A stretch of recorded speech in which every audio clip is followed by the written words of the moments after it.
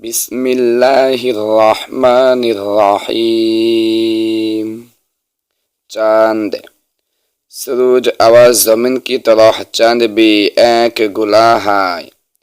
बास दफा तो यह गुल आवाज चिपटी रुकाबी की तरह मालूम होता है, और कभी आधी रुकाबी की तरह, या फिर बास दिनों में खरबूजे की पतली फांग की शक्ल का। लेकिन चाहिए तुम्हें यह पूरा दिखाई दे या न दे, चांद हमेशा गोल होता है। फर्क सिर्फ यह होता है कि उसका जो हिस्सा सूरज की तरफ नहीं होता वह अंधेरा हो जाता है।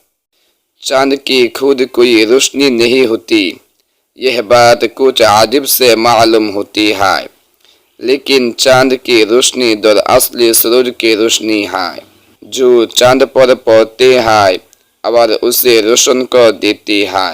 अगरचे सूरज हमारे नजर से उज्जवल हो जाता है, लेकिन उसकी किरणों से चांद चमकता रहता है।